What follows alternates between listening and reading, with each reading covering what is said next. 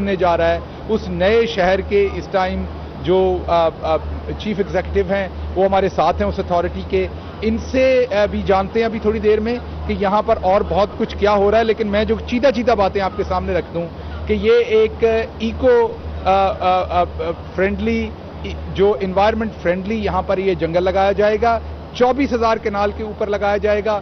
Over all یہ جو نیا شہر ہوگا اس میں تقریباً 50 سے 60,000 کنال کے اوپر جنگلات لگائے جائیں گے. یہ پہلے مرحلے میں جو کام شروع ہو رہا ہے یہ اس ایریا میں ہو رہا ہے جو 24,000 کنال کے اوپر ہے. یہاں پر جنگلات بھی لگائے جائیں گے اور وہ جنگلات جو ہیں وہ چائنا کی جو کمپنی ہواوے ہے ان کی کولیبریشن کے ساتھ, ان کی کوآرڈینیشن کے ساتھ, ان کی پارٹنرشپ کے ساتھ یہاں پر سمارٹ جنگل ہوگا. اب سمارٹ جنگل کیا ہے؟ وہ یہ ہے کہ یہاں پر ڈفرنٹ سینسرز, کیمراز اور ٹیکنالوجی. ہم تو انسانوں کو تو اتنا پتہ نہیں چلتا, وہ تو ایکسیپٹ کر لیتے ہیں. لیکن اگر آپ کبھی انٹرسٹنگ بات دیکھیں گے تو پرندہ کبھی گھونسلہ نہیں بناتا سفیدے پہ, کیونکہ وہ یہاں کا نیٹو ٹری نہیں ہے. تو یہاں پر جامن اور دوسرے فروٹس کے جو نیٹو ٹری ہیں وہ لگائے جائیں گے اور اس کو ایک ایکو ٹورزم کی جگہ بھی بنائی جائے گی.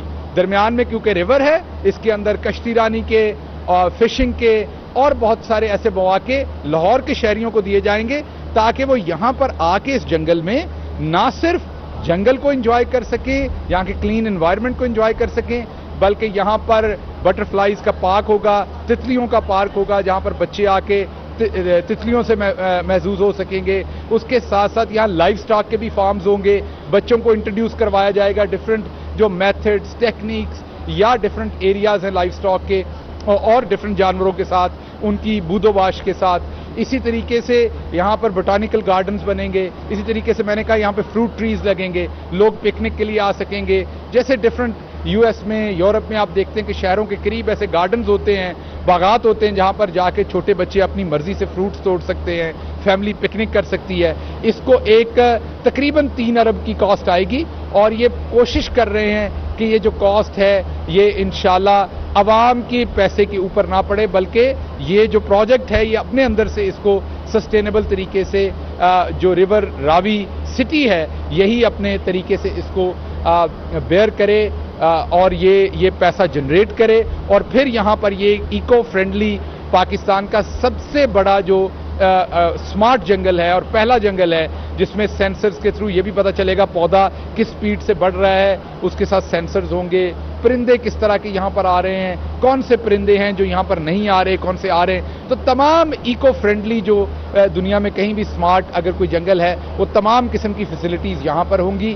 اس کے ساتھ ساتھ لاہور کے شہریوں کے لیے امیوزمنٹ کے لیے, ریکریشن کے لیے ایک بہت ہی اچھی ڈیسٹینیشن جو بالکل لاہور کے پاس ہے وہ ہوگی. تو میں نے جیسے کہا اوور آل یہ 50,000 سے 60,000 کنالز کے اوپر یہ ہوگا. آج پرائم منسٹر جو دوسرا فنکشن لاہور میں کریں گے وہ ایجوکیشن سے ریلیٹڈ ہے اور ایجوکیشن کی جو ایک کانفرنس ہے اس میں وہ کنونشن میں اٹینڈ کریں گے.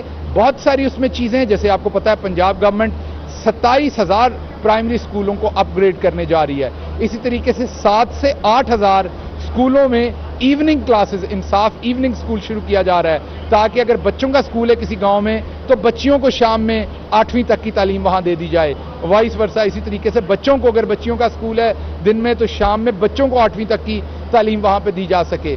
تو اس لیے یہ جو بہت ہی عمدہ پروجیکٹ ہے ایجوکیشن ڈپارٹمنٹ کا, میں ستائش کرتا ہوں مراد راز صاحب کی, چیف منسٹر کی, جنہوں نے پرائم منسٹر کے ویژن کے اوپر یہ جو 7 سے 8,000 ایوننگ سکولز ہیں, اوور آل 27,000 جو سکول ہیں جو اپ گریڈ ہو رہے ہیں. اب میں عمران امین صاحب سے ریکویسٹ کروں گا کہ وہ جو اس ریور راوی پروجیکٹ کے اوور آل ہیں کہ جیسے درمیان میں یہ ریور ہے, وہ ریور میں ابھی تو پانی گندا ہے, آپ کہتے ہیں اس ریور میں کشتی رانی ہوگی یا اس ریور کے اندر لوگ مچھلیاں پکڑیں گے تو کیسے ممکن ہو سکے گا.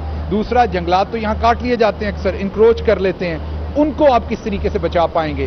آج ہماری حکومت ہے کلو نفس ذائقۃ الموت, 5 سال کے بعد یہ سسٹینیبل کیسے ہوگا, پیسہ کہاں سے آئے گا, کیونکہ دوسری حکومتوں کا تو کوئی 5, 10 سال 15 سال کے بعد اگر کوئی اور آتا ہے تو عوام کے دل میں سوال ہوگا کہ جنگلات کے لیے تو کوئی پیسہ نہیں دے گا, فنڈ نہیں دے گا, تو یہ کیسے سسٹینیبل ہوگا تب. تو اس بارے میں آپ کون سی چیزیں ہم سے شیئر کرنا چاہیں گے؟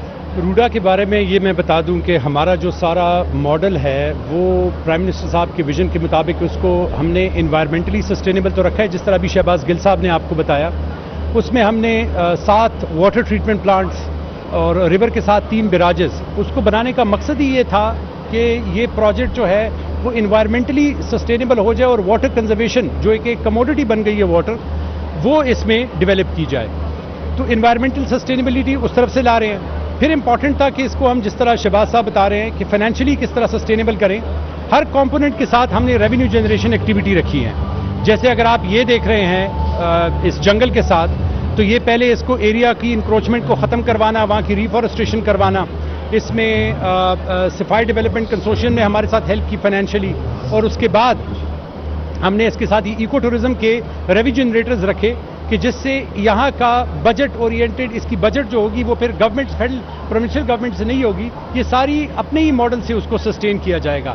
اگین اس کو ٹیکنالوجی کے ساتھ کرنے کا مقصد یہی تھا کہ ہم ایک نئی ٹیکنالوجی یہاں انٹروڈیوس کروائیں اور اس کی وجہ سے جو اس کی بہتر نشو و نما ہے، بہتر حفاظت ہے، وہ ہم کر سکیں. تو پورا جو ماڈل آپ روڈا کا دیکھیں گے، چاہے وہ ہم 1,02,000 ایکڑ میں جو ہم ڈفرینٹ سب کمپوننٹس بنا رہے ہیں، knowledge city, education city, hub, innovation city, وہ سارے ہم نے سسٹینیبل کروائے ہیں اسی ماڈل پر کہ ان کی ریونیو جنریشن اٹ سیلف ہو اور اس میں ان کی ڈپینڈنسی کم سے کم ہو کسی بھی لون پر یا گورنمنٹ کے بجٹس پر. تو اس کی وجہ سے انشاءاللہ ہم اس کو دیکھ رہے ہیں انتہائی جنریشنز کا پروجیکٹ ہے اور انشاءاللہ نہایت سکسیسفل رہے گا.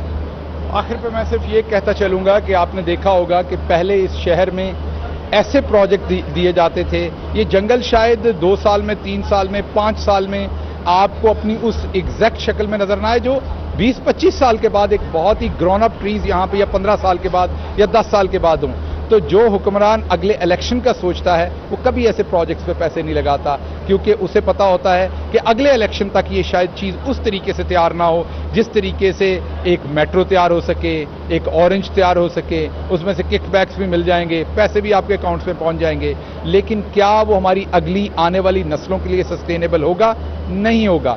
تو کیونکہ وہ ہماری اگلی آنے والی نسلوں کے لیے سسٹینیبل نہیں ہوگا، اس لیے پرائم منسٹر عمران خان کا بڑا کلیئر ویژن ہے کہ ہم نے ایسے پروجیکٹس پہ پیسہ لگانا اور ایسے پروجیکٹس پہ فوکس کرنا ہے جو بھلے ہمیں اگلے الیکشن میں اتنی جلدی سے وہ تیار ہوں یا نہ ہوں، لیکن ہماری آنے والی نسلوں کے لیے ان کے فوائد ہوں. تو آج پرائم منسٹر صاحب یہاں پر تشریف لا رہے ہیں. ان پروجیکٹس کو دیکھ اس ایگزیکٹ شکل میں نظر نہ آئے جو 20-25 سال کے بعد ایک بہت ہی گرون اپ ٹریز یہاں پہ، یا 15 سال کے بعد یا 10 سال کے بعد ہوں. تو جو حکمران اگلے الیکشن کا سوچتا ہے وہ کبھی ایسے پروجیکٹس پہ پیسے نہیں لگاتا، کیونکہ اسے پتا ہوتا ہے کہ اگلے الیکشن تک یہ شاید چیز اس طریقے سے تیار نہ ہو جس طریقے سے ایک میٹرو تیار ہو سکے، ایک اورنج تیار ہو سکے، اس میں سے کک بیکس بھی مل جائیں گے، پیسے بھی آپ کے اکاؤنٹس میں پہنچ جائیں گے. لیکن کیا وہ ہماری اگلی آنے والی نسلوں کے لیے سسٹینیبل ہوگا؟ نہیں ہوگا. تو کیونکہ وہ ہماری اگلی آنے والی نسلوں کے لیے سسٹینیبل نہیں ہوگا، اس لیے پرائم منسٹر عمران خان کا بڑا کلیئر ویژن ہے کہ ہم نے ایسے پروجیکٹس پہ پیسہ لگانا اور ایسے پروجیکٹس پہ فوکس کرنا ہے جو بھلے ہمیں اگلے الیکشن میں اتنی جلدی سے وہ تیار ہوں یا نہ ہوں، لیکن ہماری آنے والی نسلوں کے لیے ان کے فوائد ہوں. تو آج پرائم منسٹر صاحب یہاں پر تشریف لا رہے ہیں ان پروجیکٹس کو دیکھنے کے لیے اور اس کا افتتاح